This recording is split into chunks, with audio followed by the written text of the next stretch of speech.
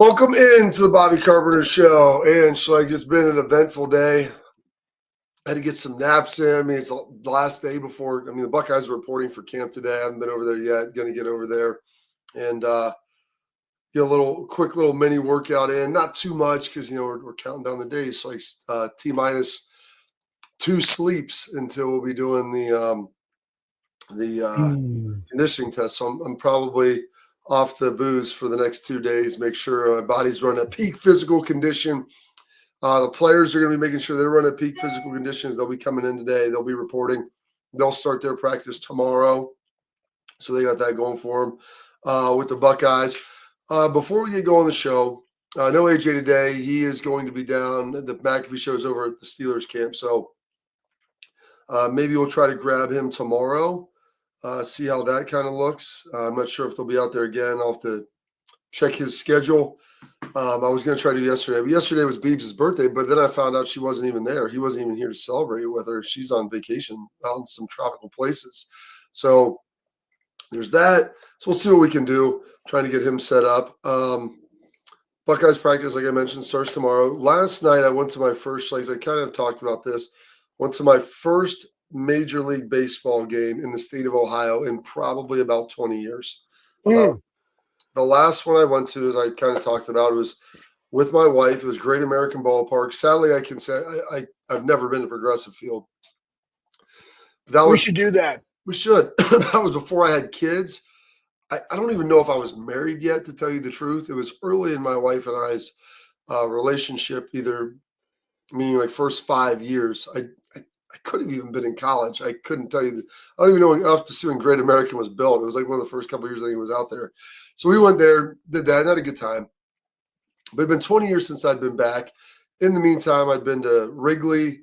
I'd been to Busch, probably like 2010, 2011-ish. I went to both of those, one for a bachelor party, one when I was out in St. Louis with James. It's pretty cool to see some other stadiums. I went to the Dodgers last night, the Reds game. Watched Shohei Ohtani. Lodolo fanned him 3 times. Schleg's 11 Ks and 5 in the third. Was dealing. Really only had one. He gave up 2 hits through 5 in the third, maybe a third later, but had a hit in the third. He fanned the first 3 batters, and then the second he walked somebody, left one hanging, and then he got gave up a 2-run shot. But that was he pitched really well. Struck out Ohtani 3 times, man. The third time I came up, I go, dude, you ain't getting him 3. This is not happening. Fanned him, and place went wild. A lot of Dodgers fans there, but it was a really good time. Went to hit up the casino afterward. The Hard Rock there in Cincinnati is a pretty cool place. They did a really good job with it. Hit that up. Did the morning show from the hotel this morning and made my way on back after. And thankfully, I didn't drive, so I had to hit a nap in the car. Feeling re-energized. But we've got Buckeye practice here, Schlegs, which is exciting to see. Are you going to be out there tomorrow, or are you just coming out Friday? Or what are the plans we're going to be able to get done? Oh, man. I love how you asked me that question, Bob. So my plans, looking at the old Google calendar here. Now, tomorrow night, I'm emceeing Pelotonia. Their race is coming up. Yeah. And we're pumping it up over at the Hillsheimer residence. And there's going to be 350, 450 people over there. So I'm kind of emceeing that. And you remember Eric from IMG. So we're kind of like doing some stuff together. Dr. Cohen's going to be out there, Dr. Farr, people that we know. And again, it's one of the great reasons of being back in Central Ohio, so we can give back and pay it forward. And I'm just coaching. Literally, this is my day, guys. I wake up at 5:30. I get in the truck by 6, and I don't get home till 8:45 because we got junior high football from 5:15 to 7:30. So and I'm just working at the Armory. We got kids in the building. We got adults in the building. I'm talking about people about what do they want in the facility. I got a guy randomly hit me up. Hey, can we get a decline? I'm like, that sounds like a great idea. Hey, Hack Squat, working on it. I got you guys. We're going to make sure it's right. Got group fitness rolling out. So and we got the event on Saturday. So I'm just doing that. My number one thing is Friday conditioning test, Bobby Carpenter. So that is the number one thing on my radar, Bob. And I'm saving that time for you. And then the Buckeyes, and I'll check out the Buckeyes then. I don't really think I'm going to have a lot of time tomorrow in the morning because I have work to do. I might get out there I got to get with you on the logistics of the time and everything that goes off. But again, we're in shorts, and there's that, as I like to call it, acclimatization period. That's Yeah. not acclim- Add more. That's what my favorite thing add for some more. coaches. Add more syllables in acclimatization. Yeah, it's not. Yeah. It's acclimation. But anyways, they're in helmets. Climatization. Yeah, they're they're in helmets, and then they'll go into shoulder pads, and then they'll be in full pads, and that's where I really want to see them. So you run the conditioning test is my number one objective. You celebrating your birthday on Friday is my number two objective, and then having the event on Saturday here at the Armory is the third one. So that's my schedule, and that's what I'm sticking to. There we go. It'll be a good day. It's gonna be fun. So yeah, I'll be out there. We're gonna do the show out there in the morning juice, and then I'll do that Thursday, Friday. But I'll probably get a little lift in, maybe bring my kids out. Maybe I should have the kids there Friday to come watch the conditioning test so they can see what pain and suffering feel. Chosen suffering, chosen, like it is chosen, like you chose to suffer through that. Just like, I just did my DEXA scan because we're doing an Armor Up, like kind of like wellness challenge for the Mm. next 2 months, where you get a DEXA scan, you meet with our dietitian with some accountability. I got my numbers. Proud to say this, Bob. I'm at 15.1% body fat on the DEXA scan, which is, it's legit, right? I'm 15.1 muscle, and I just look at where I was a year ago. 15. Body I feel fat, like you should be lower than that. Like that's the worst. I'm usually. I was 13 and I was very disappointed. I feel it's like you different. should lean. In body and a DEXA are just completely different. Like, Okay. not, here's the deal. And what I say to people is this: just like whatever scale you weigh It's on that the scale same every day. scale because it's relative to what it is. Whether it's a little heavy or a little light, you always know relatively to where you are. And, and so to me, it's more of like, what are your goals? I weighed 220 pounds. I did 4 or 5 for 8 sets of 3 on back squat yesterday. Hmm. I actually ran pursuit drill. It was terrible. How bad? Hey, I mean, you turn that there's some corner and younger start legging. there's Yeah. some younger coaches, and I just like, dad gum, like he just ran like 4 reps in a row. I probably should help on this drill, though I don't want to. And so I go over to the far left flank, right? And then coach just throws me the ball, and I just see I have all these little kids running at me, and I'm gonna take off, man. I just kicked Well, it, and the I thing made is, a you couple got I made a couple over pursue, and they the fell down. It happens. but I mean, you've got middle school kids. There's probably some eighth graders in there that are getting close to like their speed. They may not be able to accelerate, but their high end velo probably isn't that far off of yours now. Well, that's why I never try to get to the high end velo, Bob. I always like to hover around the 87%. I don't ever like to really go above the 90. Okay. But you know what, though? Yesterday, it just went back to, it's like, good thing I do collagen and glucosamine Jordan and fish oils, and I train hard so I could just do that 6 times in a row. Felt fine, but it's like, make I I can't wait till we're officially like moved in and start to get settled. And I get a routine, and I can implement some of the things that you do. You run way more than I would ever want to run. But if you don't do it, you lose it. I can still go out and get it because I can accelerate. And that's the thing. Like once you get it, I can accelerate past a lot of them. But the top end, just to be safe, just to be healthy, I got to make sure that I can run a little bit. Now, I'm going to start introducing that more into my program Yeah, my hammies were a little cooked personally. from yesterday. There was a little bit of tenderness yesterday evening and then today. I got to get you on the sports science, and I'll tell you exactly where you are. Yeah. I mean, I need to start doing some Nordic curls and things like that. I do a lot of hip dominant Hip dominant posterior chain. chain. I need to probably That's do a why little you have. more. That's why you have a big butt.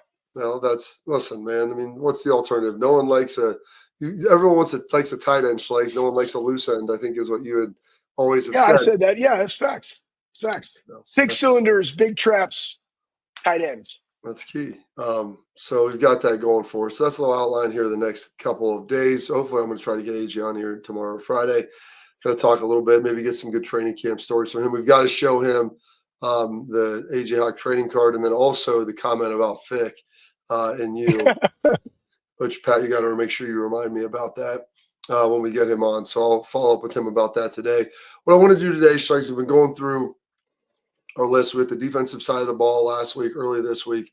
Hit running backs yesterday before Bill Bender. But offensively, you still have offensive line, still got tight ends, quarterbacks, wide receivers. So really 4 more position groups that we're going to have the ability to dive into. And so since we didn't have a guest today, Schlegs, I want to kind of spend the rest of this segment and maybe the next 2 diving into the offensive line. Because I think that's probably not probably. Urban Meyer came in and always said we're an offensive line dominated program. And it was the first time I'd ever heard that said before. But it's very true. All of the great teams that I've ever been around and been a part of and that I've ever really seen have great offensive lines.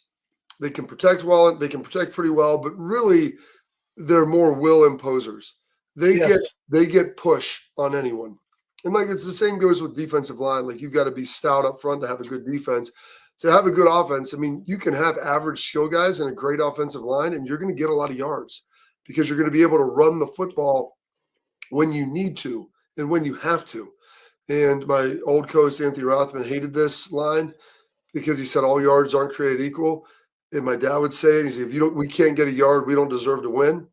He's like, that's a cultural thing. And when he was a coach, he's like, we were a running football team. So if it's 4th and 1, we're going for it. Mission critical. Like this is what we do. This is what we major in. And you saw how much Urban did that.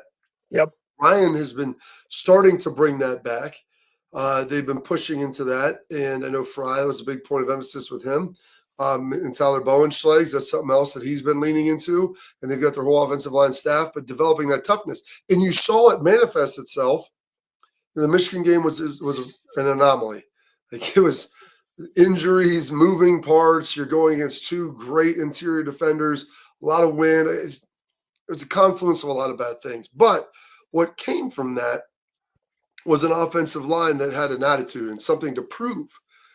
And a lot of young guys who got out there who maybe weren't tested, who you didn't know about yet, but then were able to establish themselves and separate and begin to impose their will, going from Tennessee to Oregon to Texas and ultimately to Notre Dame. And so as we look at that, and everyone remembers the Jeremiah Smith touchdown catch against Notre Dame, the play against Texas, the Jack Sawyer strip sack. You start looking against Oregon and all Jeremiah Smith's like 200 yards in the first half. You look at Tennessee and some of the big plays down the field to Jeremiah Smith and Carnell and those guys. But the reality is all of those games, you go watch them, Schlegs, dominant offensive line play. Yep. And especially Texas had a really good defensive line. Oregon had a really good defensive line. Tennessee's was supposed to be one of the top 10 in the country. And they all went there, and you go watch them get movement. You watch them get pushed. There was excellent schematic design. But schematic design only helps you if you're getting movement and push. You can't trick them forever. You've got to be able to dent the defense. And they were able to do that in every game. And they ran it well against Texas. And I would even argue this, the screen that Trey had, it's hat on hat out there. Yep. Offensive line, maybe not your traditional tough, go get a yard, but you flip out a screen, hat. You give Trey 7 or 8 yards, then he's getting to the house. Same thing in the when you gave him space. And then obviously we look at Jeremiah Smith and his play against Notre Dame. Quinshon Judkins had a hell of a game. And he was able to get big yards against a really solid Notre Dame defense that was gap sound, good secondary, good up front. And so the offensive line is paramount. And so that's why I want to make sure we get to them. And the blessings that came last year from the fact Josh Simmons tore his patellar tendon. Then you have, who slid out in his place? I can't even remember it now. Donnie. Donnie ended up sliding out, but before that it was he transferred. He transferred to Kansas State. Oh gosh. Zed, the Zen Master. Yeah. The Zen Master, as Schlegs called. So he gets hurt. Then you have to kick Donnie out. Well, what that does is then all of a sudden you need to find some guard stability. Then Seth McLaughlin tears his Achilles. So now you're moving pieces all around. And then you got really competitive. They started rolling guards, and so that's what you were able to see. And you're able to develop those guys. So while they didn't maybe start all year, Schlegs, they started in the most critical games that you played really, really well in. And so we're going to talk about – go ahead. No, no, I'm looking at our time. Are we Yep, long for because a I'm going break? to give you the opening monologue as we start next. But first, let's talk about export. Parents and athletes protect what matters most with export mouth guards. They're trusted by professional athletes like Schlegs and I, designed by NHL team dentists. Export mouth guards scientifically tested to help absorb those high impact hits, protecting both your teeth and your brain. You've got 3 layers of advanced protection. You're going to head to the Armory this week. Go to exportguards.com and use Export 20 when you schedule your appointment. They're going to be there this Saturday, August 2nd from 9 to noon. When you go there, you're going to be able to see and look and touch and feel the 3 layers of advanced protection. The patented use of carbon fiber, they 3D print that bad boy, your grill, and your kids are going to see and feel the difference. So go check them out. Get to exportguards.com. Make sure you sign up August 12th, August 2nd, this Saturday, 9 to noon. A lot of great stuff going on. You get 20% off when you use Export 20 as your code to schedule your appointment. All right, coming up next, more of the Bobby Carpenter Show as we break down the offensive line.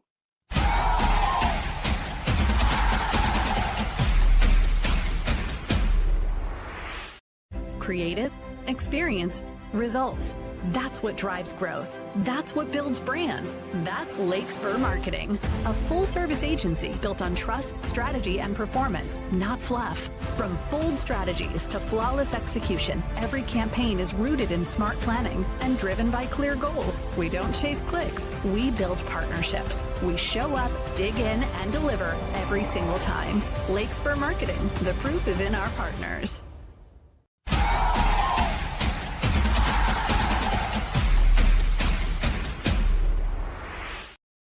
All right, welcome back into the Bobby Carpenter Show. And now, Schlegs, I cut you off.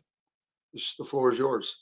You didn't cut me off, buddy, because I actually looked up at the time Doomajig there in the corner of my screen. And here's the thing, one that we can't forget, as you did a really nice job of laying it all out there. 513, what was it? I think it's called Run the Damn Ball 513. That was Penn State. Seth was in that game. And you started to see through the shifting of guys a little bit of that momentum of that in that mindset and that mentality that we can take over a game up front. There started to become a shift around that time of zone versus gap. Okay, gap. I'm going to get a double team on a 2 technique, 3 technique, run up to a linebacker. It's a lot easier for guys, offensive line guys, to know where they got to go. I mean, it's as simpler as opposed to running the zone, getting to the next level, etc. You can do it with older guys. The NFL runs predominantly zone. They'll throw in gap as a mix, but it's more of a zone-based type thing. However, those guys have played a lot of ball. And when you're shifting around a lot of guys, you want to keep it simple. It's the same thing we talk about on defense. So as they started to implement more gap principles to the run game, we started to play more physical because we know where they were going and we got more push on the fact that Seth goes down. And now you have to find your pieces. And I always say this, those pieces just weren't happenstance that they filled in. It was the preparation and the process that it took to get them game ready. I think that gets overlooked so many times because we just think, oh, like that's what you do. No, man, there was a maturation of a Carson Hintzman and a Luke Montgomery and even Tegra. And I really like Tegra, but he did not have a really good game in that Michigan game. And then you start to roll guys through and you have competitive excellence and you put Austin in the mix. The thing that you said, Bob, was you had all of these young guys now through competitive excellence, through live bullets and situations after the Michigan loss, they were able to come together and have something to prove. And they did it very, very effectively. Again, you mentioned Tennessee I think it was a top 5 defensive line. Everybody said that. Oregon and the pressure that they put on in the first game at Oregon was a challenge, and they handled it easily. The Texas matchup, us being able to run the football and control the time of possession and be able to move. Again, it was funny. We're at 7th grade, 8th grade practice. Coach was like, what is the one thing that I need the offense to be able to do every single time you go out? And it's get 2 first downs. How do you do that? Well, however you got to do it. But more importantly, can you do it running the football, which allows your defense to have time to regroup and not just go 3 and out? If the offense go out every single time and get 2 first downs, you have a chance of 1, resting your defense, 2, and flipping the field. So you have this plethora of guys, and I believe they used 9 to 10 different starting combinations Yeah. last season. They all had an opportunity to play, not just in a game versus an Ohio or a Grambling that's coming up this season, but against great competition, the best of the best. You play Penn State at Penn State, semifinalists last year, great defense. Okay. And these guys all matured. Then you bring in some key pieces through the transfer portal, along with your recruiting class and younger guys that you're developing. Competitive excellence. They didn't go out there and bring 5 in. They brought 2 guys, one that was a starter at Minnesota and one that was a starter at Rice, who both of them are ginormous individuals. And that's what we're going to, and again, that's So, why it's kind of like I want to wait till I see the pads put on to where I can see what they can do. And here's the other sweet thing about the guys that we brought in. They got the opportunity to live out the national championship run and compete against our defense. And yeah. honestly, I had to say, hey, listen, this is for those guys. All right. You don't have to make your stance now of what you're going to do, but give them a look. And they gave them a great look and prepared them for what they were seeing in the college football playoff front, Bob. So let's start with that. Ethan Onianwa, who was the transfer, came in from Rice. Senior transfer, big as a house, dude. I'm not even sure his dimensions, but he's like 6'6", 6'7"-ish, maybe 6. I don't know. He's huge. Thickest legs I've ever seen on a human. They say he's 6'6", and he's not 6'6" in your bra, right? And he's also slimmed down. Like he's lost some weight. He looks really good. Yeah, he's like slim from Happy Gilmore too. He really slimmed down Schlegs, but he has leaned up a little bit. He lost weight. He was like 360 pounds, which is, you can't play at that. He needs to get down, and he's lost weight with the Body by Marati program. Looking good. I think a lot of people have him penciled in to be that left tackle starter. He's looked really good. Him and Ian Moore were battling back and forth. I think Ian Moore's going to be a really good player. Ian's going to be and listen, guys, Ian Moore has the mindset that you want as an offensive lineman at Ohio State. Just to let you guys know. And I mean, there's a part of me that says if Ethan doesn't have a good camp, Ian Moore beats him out. I don't think that that's a probability, but I would say that that's still a possibility, like you said, Schleiss, because he's a second-year player. He's worked. He's physical. He's got the mindset that you ultimately want. Really tough dude. And so that's kind of how that left side's going to look, where you lost a first-round tackle mid-season last year, who's going to probably be the left tackle for the Chiefs this year. Hey, did you not see the jab that he threw at that guy? First off, that guy, he was running that dude out the club, and then the dude decided to push him, and he just gave him a straight. Josh. Like they had a little video of Josh, and he just straight up like boom right in that guy's face. I mean, I was the like, knock on Joshua is people said he's like not really tough, doesn't love the game, because he's got like the hair. And I told him, man, and he's got like a nose ring and stuff. Ring. I go, bro, listen, man, I love you. Like, I don't care what you do. You want to get both nips pierced, have a chain from your ear to your nipple. I don't care what you do, man. Like, you be you. But I go, there are people that perceptually will think that that's different. Now he's a Cali guy, which anybody that deals recruiting Cali guys are just different. And that's okay. Now let's play this because this is what you want to see out of Buckeye linemen. Oh, here we go. Oh, wait for it. Yeah. Oh, yeah. Right there, right. Oh, yeah. Don't mess with him, man. He's a strong dude, and people fight back. D linemen fight back when people are getting after them. And so that's a good thing. When they lose, that is that's what they want to do. Yeah, 100%. So you're replacing him, but and it's funny. I told him that, and he goes, yeah, Vrabel told me the same thing. I'm like, yeah, dude, because Vrabel cares about you. Like, whether he's going to be able to draft you or not, it doesn't matter. He wants you to be drafted, and he's going to give you the truth of what he thinks. So, you got Ethan Onianwa coming in, who was a starter at Rice, a lot of experience, had to get him integrated to the culture. You feel pretty good about that.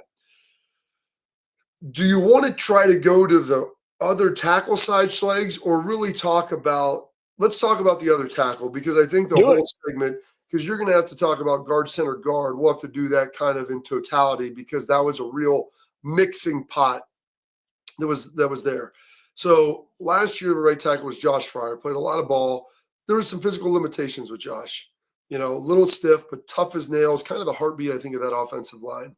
Nasty, get after it. He was gas station ready. Yeah, kind of you play a little guard, maybe a little tackle. Like, what's his position? Is he the best at any of them? Probably not, but he's a guy that can play a lot, and he's a guy that's tough as nails. So you love having him out there. So who are you going to play? They brought in Philip Daniels, who is actually, oh my gosh, He's Arizona a redshirt sophomore. redshirt sophomore, Paris Johnson's cousin, coming in. Big guy, physical, big frame. Played at Minnesota last year. Probably Schlegel, if he was a little more developed because he's a Cincinnati kid, would have been recruited a little heavier by Ohio State. But this is kind of the modern era of recruiting.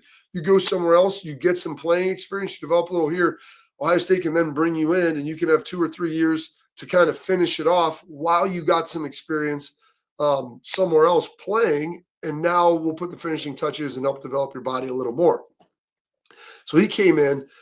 I think he's a little maybe green, not to say that he can't start, but the thing is you have the Swiss Army knife in Austin Sareveld, who can play probably both guard spots that we saw and can also play right tackle. And as a lot of these position battles are going on this year, I think Ryan Day came out, if I'm not mistaken, and said, like, we're not sure where Austin's going to start, but he's going to be a starter on that offensive line because of, like you talk about getting your best 11 on defense, we got to get our best 5 on offense.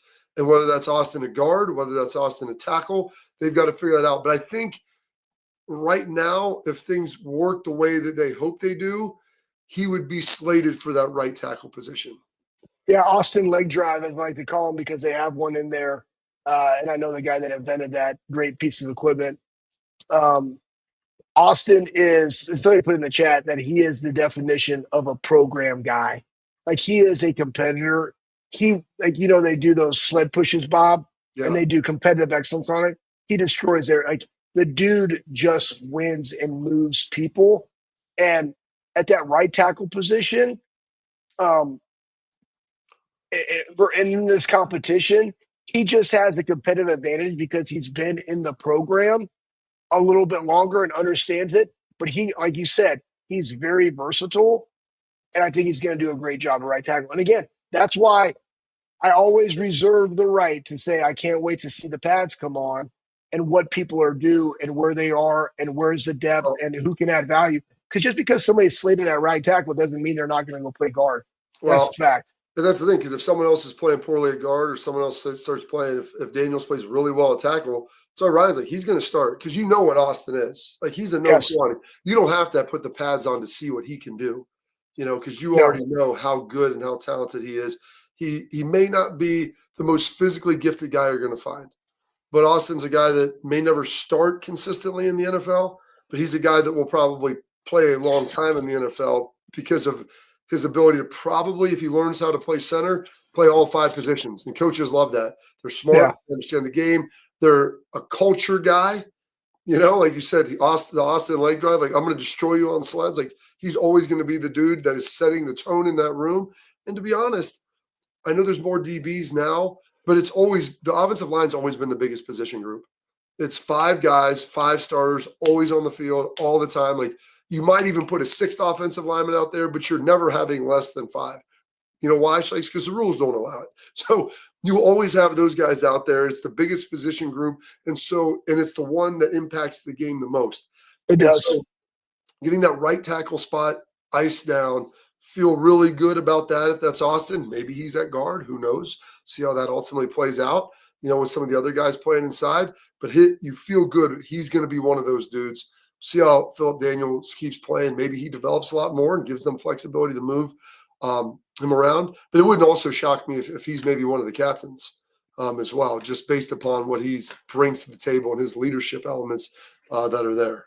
And he's he's a redshirt sophomore. He's a 3rd-year guy. And that's the other thing, like him and Philip Daniels, they're relatively the same size. And I saw Austin in there the other day when I went in and talk shop with the strength staff. But he looked fantastic. And I also said, you're a 20-year-old receding hairline. Once you get that money, receding, your coach. hair's, coach, it's already receded. Precision. It is back. I told him, like, just shave it, bro. Shave it. He was talking about getting the powders, the shampoos. I told him about that. That's for Schlegs and I, man. I go, when you're 40 and trying to keep it, if you lose your hair at 20, just shave your head and call it a day. I'd say this too, real fast, is the fact, like, they're both very similar in size. So it's not like one guy has an advantage, like longer arm, more height, whatever. They're both 6'5", 315, 320. You know, and Daniels has lost weight because he came in, I remember, from Minnesota. He was probably hovering around that like 335 range. So he looks really good now. So, anyways, it's going to be a great competition. And again, Austin's going to be one of the 5. Well, and it's not always how much you weigh, it's what weight you're carrying. And the weight he's carrying now, I guarantee, is a lot better than the weight he had before. All right, we'll take a quick break. We'll come back, do the guard, center guard, coming up next on the Bobby Carpenter Show.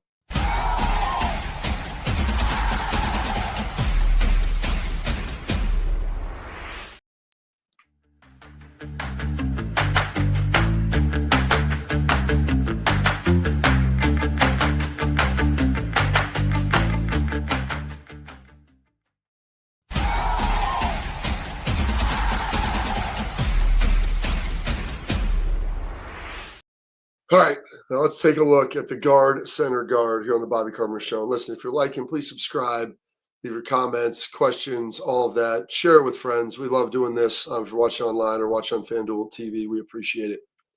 All right, now looking inside. So last year, Schlegs, you had Donovan Jackson starting at left guard. You had Seth McLaughlin starting at center. And then you had Tegra Shabola starting at right guard. And that's kind of how it looked for a long time. Tegra had kind of an up and down year, played well sometimes, did not play well against Michigan. That was probably his worst game, I would say, as a Buckeye, at least last year. Started rotating guards. He started playing better then throughout the playoff runs. He could have taken that 2 ways, taken his ball, gone home. Like, oh, coach said I played a bad game. We're going to rotate guys. I'm going to quit. I'm going to go transfer somewhere else. No, he's an Ohio guy. Let's step up and play. Huge frame. Like, people thought he might be big guy, wide dude, like ability to carry a lot of mass and still move. And then Carson Hinsman, who started the entire previous season at center. And so they bring Seth in, and we talked to both Seth and him about their relationship, their experience, their battle, and how much Carson probably learned. Not probably. Carson said how much he learned from Seth, and how Seth just praised him, like his physical ability. And we talked about how Carson is one of the solid gold guys. Like every attribute he has that they measure. If you can't measure, you can't manage it, Schlegs. And height, weight, speed, strength, short-term quickness, all the different strength elements, explosion, all of that. He's gold. He's elite in all of them. And he was very proud of that. And like, that's something you work for. Like, should be proud. Like in Arvell Reese, there's a lot of guys that are close. Everybody's got something they may be a little deficient at. So it's hard to be great in everything. And so if you can do that, that's good. I think, Carson's the center. I can't imagine him not being. Josh Padilla is really good too, though. So they've got a pretty good backup in mind. And should Carson have to slide to guard or something, Padilla played looked really good last year. And there was even a thought that they keep Carson at guard and then move Padilla into center after Seth got hurt. But Carson played really well down the stretch. He's physical. He's smart. He learned a lot. Also, Schlegs didn't take his ball and go home after he got benched. Seth came in, viewed it as a learning opportunity, and decided to go out there and I'm going to compete. I'm going to learn from this guy. And it's amazing how it works in life when you lean into your opportunities. Because to quote Abe Lincoln, a lot of people miss opportunities because they're covered in overalls and look like work. And so Austin leaned on him and said, I'm going to get better as a dude and as a player. And he did. So he's at center.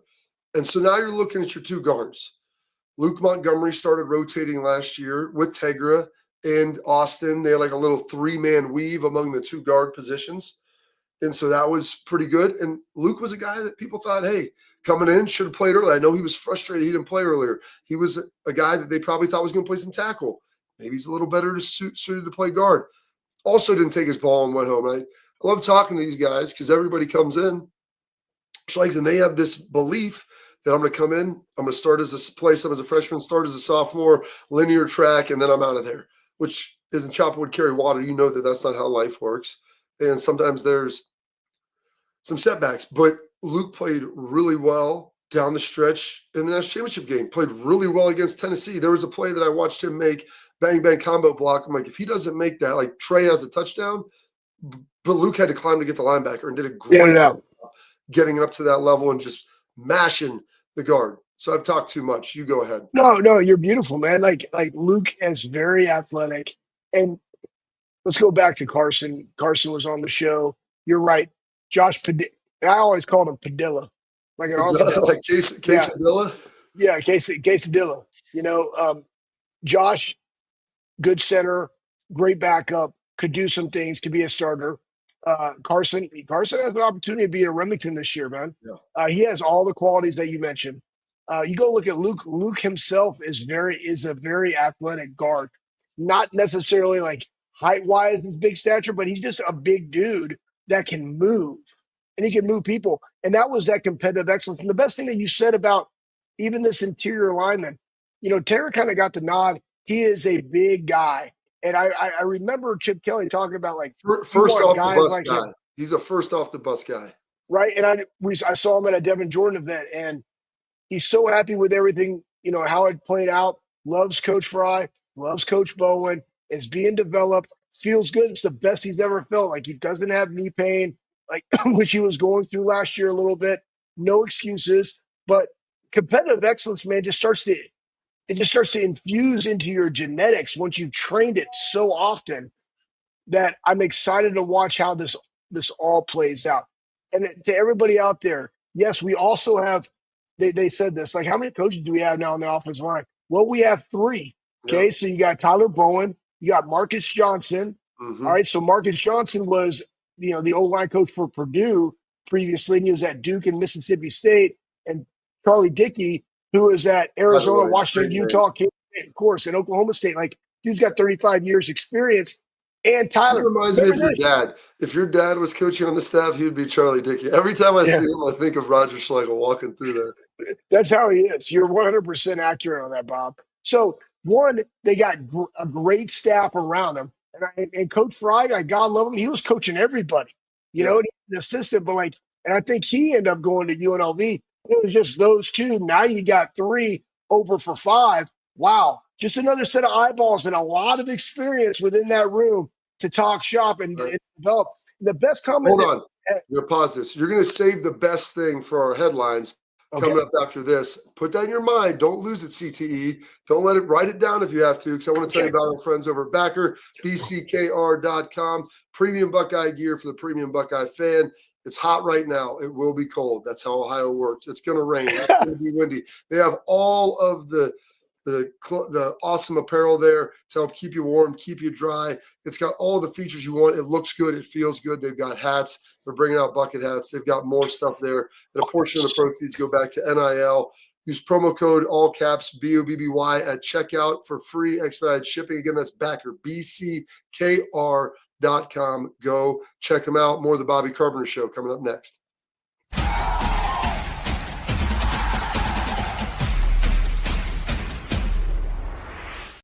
Creative, experience, results. That's what drives growth. That's what builds brands. That's Lake Spur Marketing, a full-service agency built on trust, strategy, and performance, not fluff. From bold strategies to flawless execution, every campaign is rooted in smart planning and driven by clear goals. We don't chase clicks. We build partnerships. We show up, dig in, and deliver every single time. Lake Spur Marketing. The proof is in our partners.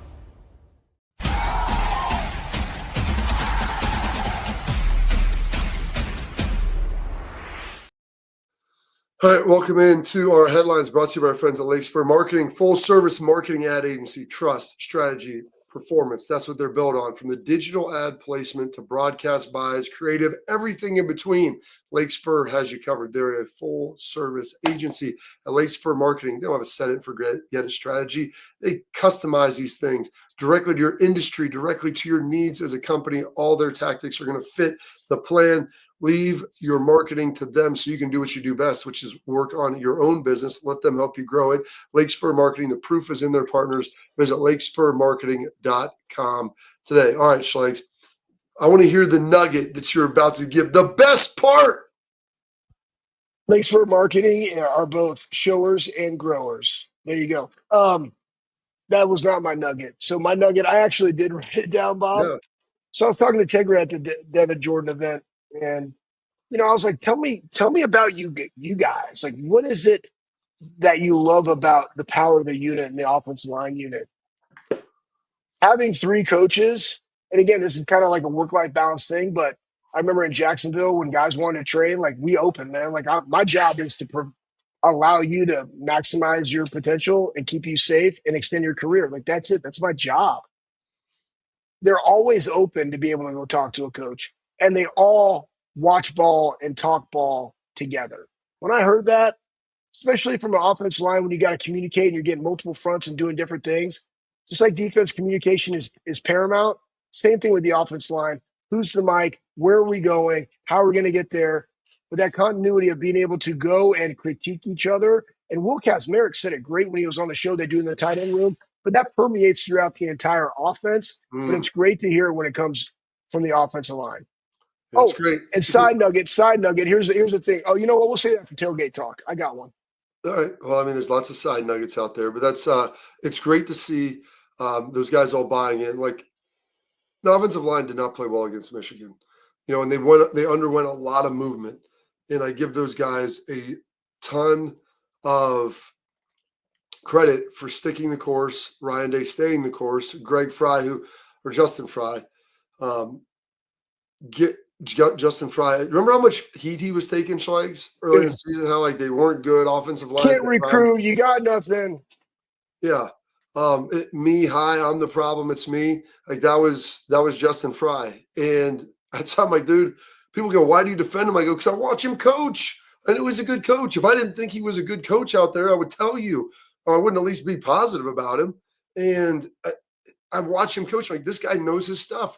He's able to communicate. The players buy in. It doesn't mean that it's like replacing an alternator in your car. Like, oh, so like say, you know what? Our inside zone wasn't great this week. Hey, here, let's just drop this new drill in. And all of a sudden, proof David Copperfield, we're fixed in one individual session. Like that's not how it works. Especially with the offensive line, you've got five guys plus a tight end plus running backs that have to seamlessly work together where they're all seeing the same vision. So A, they're able to physically execute their blocks.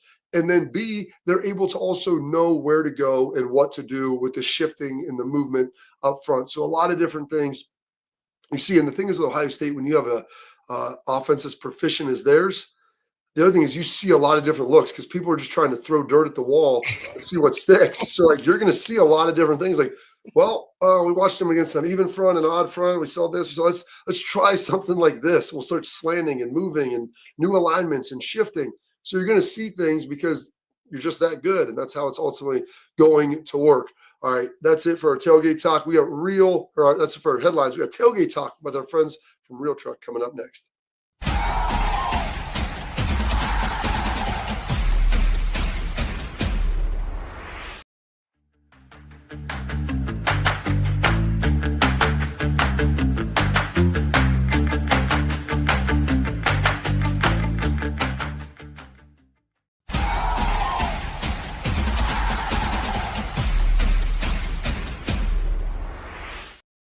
All right, Schleiks, tailgate talk brought to you by our friends at Real Truck. You said you've got one in here about Nick Brown rotating guys, how it's going to work.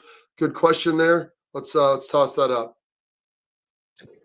Bob, why don't you hit it first, man? Like rotate guys, And somebody else also threw in the chat. Are we ever going to talk about punters and kickers?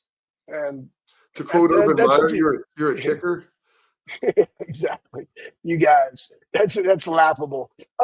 So let's talk about my philosophy on this rotation deal. We can touch on specialists, but they'll be at the very end. All right, so let's talk about like rotating guys. Here's the thing. Offensive line, much like defense, but just I'll say, you know what? No, not much like different. It is different because they got to be on the field together, communicating. And it's honestly like, when is the timing? When I go and I try to reach this one technique and the center rubs off, like how much time does it take for him to get there? And then to get to the next level for me to rip across that guy's face. That's timing. Okay. Just like if you run blitzes on defense, like it takes timing with those guys to run good blitzes. And we run them over and over and over again. How I like to rotate. They got to make sure you get your series in. If you're playing Grambling, you're playing a team like Ohio, like the goal is you get through the first half and the first series, maybe second series in the second half, and then you can pull them out and get live bullets to the other guys. But as far as you rotating guys in the mix, I like for them to be as solid as I possibly could be, understanding where the game is and on all those different things. Last year, it was a have to. It was different. This year, as of right now, it's not. It's not necessary. They're especially in camp. Like you're going to see some guys rotate a little bit, but we've already talked about it. You're going to see the right tackle competition, and you're going to see what that looks like up front. Maybe to get some load off of some guys that they're expecting big years, and a Padilla that can do a good job. Yeah, he might get some ones when you pull Carson out, or they might want to see what the look looks like with the Daniels and Austin as a guard. Like they might want to just see like a snapshot of what that could look like before you go into the first game. You will see that happen during camp, but in the season, like once you get to that point, you already know who your five are going to be. Well, and what I think you hope, Schlegs, and Nick put this out there as well. There's a couple of ones above him as well. Nick Brown said, I feel like the rotation on the O-line last year helped us get through a long season, but you could counter that with staying consistent, builds comfortability and continuity, which I do believe is correct, to your point. But hopefully there will be a point, Schlegs, that this year they will be able to hopefully you're up in games a little bit and you can get Padilla in, you can get Ian Moore, and you can get some of those guys some playing time and make sure they're getting a series or two so that if the opportunity comes, they're going to be ready to go and they'll be ready to rock. So that's one of the benefits, hopefully, of after Texas. I mean, you'll feel like you know who your guys are, and if they play well, a lot of those guys played together last year and they played together for that run. The problem was, last season, I mean, you were trying to kind of break in a whole new offensive line and guys moving around a lot. Whereas this year, a lot of those guys played already. They've been in it together. So hopefully they'll get some experience for some of the young guys as they begin to move forward. All right. Coming up next, Schlegs, it's your time for your closing thoughts. Due to the week is not going to be till Friday. No, I was talking about week 6. I was talking about week 6. Do you want to talk about it now? You want to say the week 6 dudes of the week? They've been kind of dumping some of these out here now. And so the week 6 dudes of the week, Schlegs will give his thoughts on that coming up next.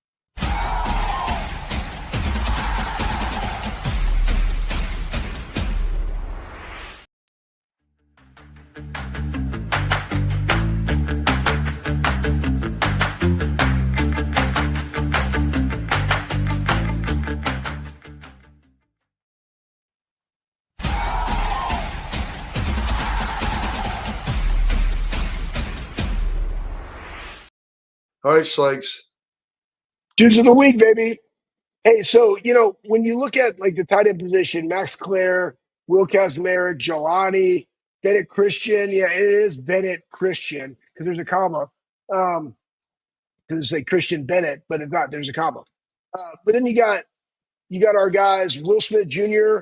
and the little pit bull himself. And so here's the thing: week 6, you want to finish strong, right? You don't want to be looking toward camp. You want to finish it out to have these 3 because there is a role for a Bennett Christian on this team. He's a very good physical tight end, adds value. Brandon Ennis, going to be your slot, adds a tremendous amount of value, and is an absolute dog. And somebody that you've been talking a lot about, Bob, Will Smith Jr., great that he finished strong due to the week 6, which, again, these aren't given out lightly.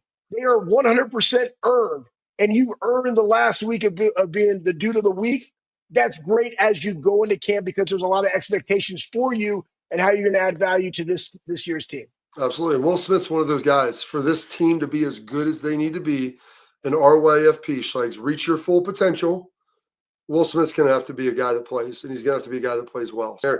He's been a little nicked up. Hopefully he can stay healthy. But they don't just give out dude of the week and rotate it around. It's not just a participation trophy for going to workouts. It's for the guys that grind. They spend a lot of time voting on it and figuring it out. So that's that. That's it for today. We got Buckeye practice tomorrow. It is finally here for July 31st. Can't wait for it. We'll catch up then here on the Bobby Carpenter Show.